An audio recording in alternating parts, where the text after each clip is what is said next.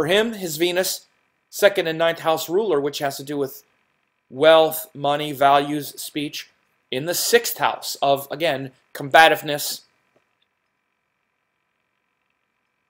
taking on enemies, and it's in Rahu's nakshatra of Shatabishak, 100 physicians, 100 medicines, 100 doctors, which shows that he's, you know, he's really sort of connected to another level of dialogue. Like when you hear him talk, you know, he goes to places that are, it's quite dangerous. I mean, you hear him, you're like, oh my God, I can't believe he said that. He'll kind of say anything, and he gets away with it because there's integrity. I kind of circle back.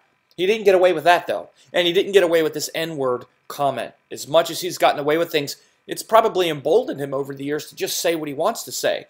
And he went too far with this N-word thing. He went too far with the terrorist comment. And that's probably why he was also very contrite, because he knew he might lose his show for saying this N-word thing, so he better welcome some people to come on and just sit there and let him talk patiently. And I think sincerely he learned something from it, because he pushed back a couple times with Ice Cube, but ultimately he was just like, okay. And you could, it seemed to me that he was, I mean, obviously that he was sincerely sorry, and that he also, even though some of it was uncomfortable, he realized that, and not just for personal gain, but that what Ice Cube was saying, because Ice Cube was also saying in a very, very kind way. He kept saying, look, man, I like your show, and I think you're all right. I think you're all right. I just don't think you understand why this is the way it is. So, but that confrontation, that conflict is part of his speech, part of his value, part of his values. And you see it in the sixth house and in Shatabishak, which is, again, kind of expanding dialogue, and even an expansive, almost dangerous approach to what he says. It makes it very exciting and interesting to listen to. And so you see, when Rahu Dasha started, that's when he lost that other show because of his speech. And he's in Rahu Moon now. He started Rahu Moon in September of last year. And this is a very transitional time for him because of what the moon rules. Now, again, so many times people jump right to the idea of, oh, or like, let's say Rahu Dasha, oh, third house, communication, this, that. Yes, that's certainly a big part of it. Oh, moon, eighth house, change, transformation. Yes, but it's what the planets rule that shows the predominant themes. Moon rules Hasta, his ascendant. Moon rules Shravana, his Lagna Lord. There are two identity factors because the Mercury's in Shravana, ruled by the moon, and it rules Ketu, because moon is in, because Ketu is in Rohini. So we have Ascendant, Hasta, all three moon nakshatras have a planet or his ascendant. Two identity factors, Ascendant and Mercury, both ruled by the moon. So he's going through some major personal shifts now. Major potential depression, sadness. He even said after Trump was elected, he said he was really psychologically affected. He was like, you know, he really depressed and got really sad and upset and whatnot. Who knows? Maybe he'll find God. K2 in the ninth. Maybe he'll find a higher spirituality, at least for him. I don't expect him to find God, but I bet he'll find some, quote, teachable moments like he just had. Because again, you want to understand, his K2's in the ninth. Ninth house is, it's often relates back to our religion and our spirituality, but we got to understand what those things mean. Everybody has a spiritual nature. It doesn't mean religion. It means what we believe. And again, we just saw him even a couple days ago, last week, as I record this, using the N-word, pretty much believing that was okay, and then upon reflection going, that was wrong. You see his beliefs change. This kind of lecture, sitting there while Ice Cube, who is a cultural icon in himself, who deserves respect, a ninth house person, to give the teachable moment. And when Ice Cube was giving the teachable moment, Bill Maher sat there and listened. This is very ninth house stuff. Ice Cube is a ninth house kind of I don't want to say spiritual figure, but kind of thought leader in the black movement. I mean, he was in the NWA, which means N with attitude, back in the mid-80s, 90s, mid-90s, I guess. They had an album called F the Police, and it was all, I mean, Ice Cube has gone through the transformation. And who is Bill Maher to sit there and argue with Ice Cube about what Ice Cube thinks about Bill Maher using that word? And Ice Cube said, look, that's our word now, and and Bill Maher pushed back a little bit about a couple things, but he mainly sat there like, okay. And that's his ninth house. That's his philosophy. That's his religion. Bill Maher's religion is, when it comes to faith, it's anti-theology,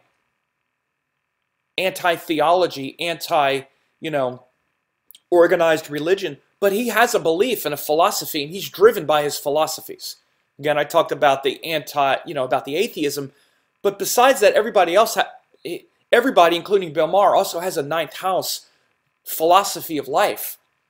And it's about, doing good to your fellow man. I mean, he preaches about it a lot, that there should be equality and all of this stuff that he violated by saying that N-word and thinking that he was stepping on his own inspiring message or the good that he can do, which again is the ninth house.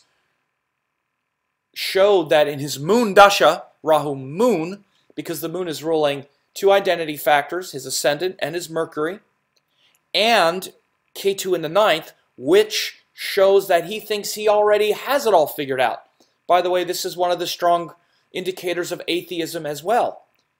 Ketu in the ninth can easily show where it's like, I know all about that religion. I know all about belief. You're not going to fool me. I know all about it. Ketu in the ninth makes religion and belief a kind of blind spot because Rahu in the third is saying, forget all that belief. You need to figure it out for yourself. Your own ideas, your own path, your own individual mind is the most important thing. This is also what strongly contributes to his atheism. Ketu in the ninth can reject teachers until Rahu in the third can gather enough information to have it make sense to our own individual mind. And you can see when we have this split where there's Ketu in the ninth, but then there's three planets with Rahu in the third. One of them is the ruler, the other one is Saturn. He puts a lot more importance on this third house stuff, which is my individual mind, my ego, what I can figure out, what I can explain, what I know works, and what is all about me and my separate self, rather than believing in the big Santa Claus in the sky, which is ninth house. This is how third and ninth house come together. What I can understand through my rational mind, third house, and what I'll never be able to understand, which is the ninth house. Most of us can bring these two things together. What the nodes do is they set up this split, this polarity, and it kind of sacrifices one at the exclusion of the other, often. When you get a bunch of planets joined this way, you'll wind up seeing that strong split between third and ninth house. Almost as if I can't have any ninth house stuff because Ketu is rejecting it, and all of it has to go toward third house. And I reject the ninth house. That's what Bill Maher is doing. This contributes to that atheism. And you can see his fury with Ketu in the ninth. It's a great example of this. This is why I like talking about why I talked about his atheism, because you could just see the utter disdain that he has zero tolerance for anyone who has faith in any kind of religion. This is Ketu and the extreme rejection of something. Especially in this case, there's no help because Rahu is so polarized around, because Rahu, it's not just in Scorpio, but it's with the ruler, it's with Saturn, malefic, bitter energy, anger, bitter energy. I'm sure he looked at religion, and he was probably raised in religion to some extent, and just saw the hypocrisy of it all, and just Ketu said, see, it's all just a lot of crap. And so this Saturn is also hitting Sun, aspecting Jupiter, which is also the ruler of the Sun, and it's in Capricorn, very strict. So you can see all that. So this teachable moment happened with him in Rahu Moon. Rahu rules the Ascendant. Again, his identity, Mercury, his ruling planet, because they're both ruled by the Moon. Moon's Nakshatra, and Ketu in the ninth, Rohini. So you see his teachable moment, you see his philosophy being taught to him by someone he respects, who has the cred, Ice Cube, to sit there and lecture him and have him sit there and shut up and listen. And if he didn't respect him as much, if it wasn't an icon like Ice Cube, he wouldn't have listened. And if Ice Cube wouldn't have been as much a gentleman as he was, it would have been different. You saw Bill Maher just sit there and be like, he looked embarrassed, he looked kind of ashamed. So that was a great moment. I really liked it. I give a lot of props to Bill Maher and to Ice Cube for handling that like gentlemen.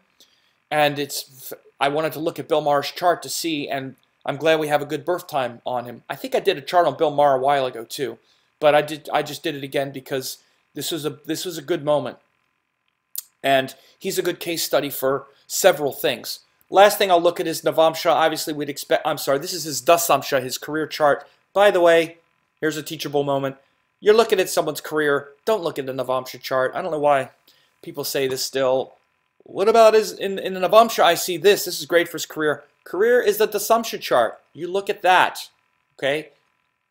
Look, Virgo, look at his D10. What do you expect? It's fantastic. In particular, Virgo, again, we have Saturn in the first, Raja Yoga, fifth lord in the first. Look at the great planets in the second house. Well, he has Mars and Jupiter in the second house, right? Jupiter in particular, second house has to do with speech. Venus, the ruler, is up here in its own sign in the ninth house in Taurus. Again, in his work, he's like a thought leader. He's a leader. And comedians, especially ones like him, wind up being, we see a lot of ninth house with them because he's not just a funny man. He's a thought leader. He's political, and he gives a lot of philosophy in his act or on his show. Now, the ruling planet Mercury, here's a great case study. Oh, it's debilitated. Well, how can it be debilitated? Because it also forms yogas. They're different things. It's also aspected by Saturn, which rules the fifth. It's a Raja Yoga by aspect. Okay, it's the 10th lord in the 7th, but it's also the first lord in the 7th. Again, you see favor in the 7th house, especially for career. It shows how well people receive us. Okay, the dignity is something else. It shows there might be back and forth or this and that, but again, the aspects, dignity, it just shows one thing, okay? It's not everything.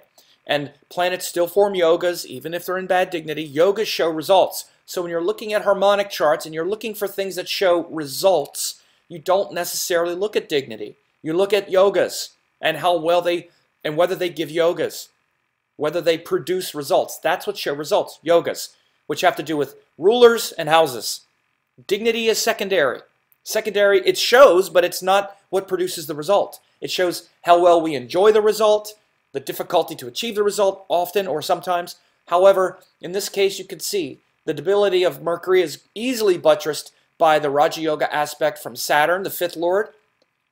Angle lord, trine lord aspecting each other. Mercury rules two angles. It doesn't just rule the lugna, it rules the 10th house itself, right? Plus, you see all this favor from Venus, the 9th lord in the 9th. It's also the 2nd lord in the 9th, speech. Sun is in the 3rd. Moon is powerful. 11th lord in the 11th. 11th house is about the public and doing things for the public good. So again, his career is not just about being a funny man. It's about trying to bring about higher awareness of the culture, higher cultural awareness. It's so political. He's trying to help. 11th house. And we see the same hemming. Very interesting here. His 10th house is hemmed in the Dasamsha. Look, the same hemming that we have here in the Rashi chart. We have hemming of the 10th house. This is Shubha Kartari hemming of the 10th house. So again, we would have to see something like this with someone who's had such a long and powerful career. And no, we don't look in the Navamsha. Harmonic charts show different areas of life. We don't check the Navamsha for everything. I know people say this. Please stop doing it. All right, I'm going to just flat out say it. If any Vedic astrologers are watching this, they want to debate it with me, fine. You shouldn't be looking at the Navamsha for, quote, everything. You can look at it for everything in context, but to see the results of the career, you look in the Dasamsha. That's the results and the real power. Perhaps in the Navamsha you would see the spiritual benefit or the overall benefit they might get from the career or something, but that's much more subtle. If you're reading the career, you don't look in the Navamsha, you look in the Dasamsha. And as you see, it's rocking. It's powerful. You also see Rahu in the 6th. Certain themes reinforced. You see, he's got Venus-Jupiter aspect here in the Rashi in the 6th. Rahu Ketu. So one of the things that really jumps out here as well is this commonality between the two charts. Okay, so you see there's a lot of purpose there.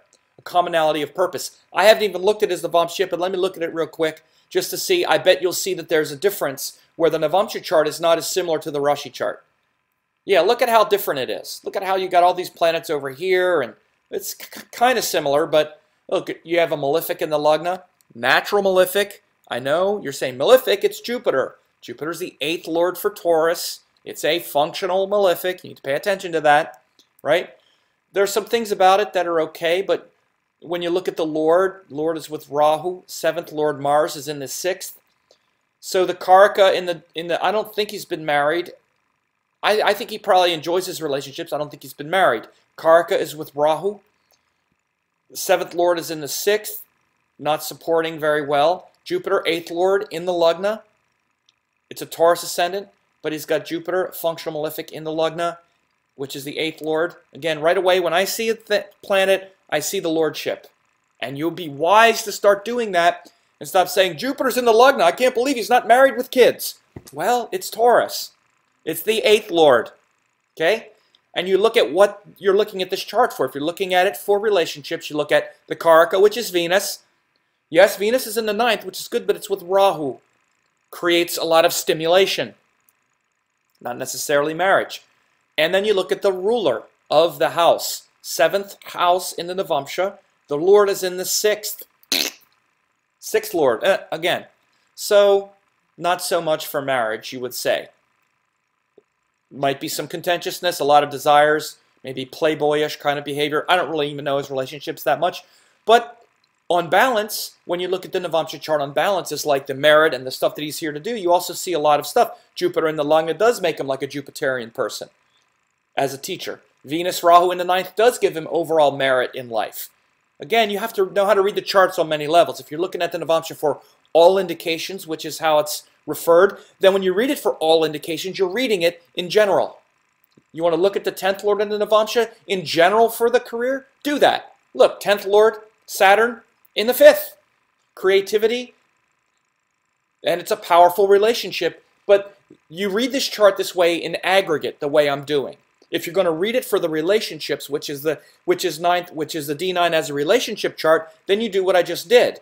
You have to look at him, which is the ascendant and the lord. You look at the ruler and the Karaka. The Karaka is Venus, the ruler is Mars. So if you're reading for relationships, it's a specific way, and you read the chart based on rulerships. Jupiter in the 1st, 8th lord in the 1st.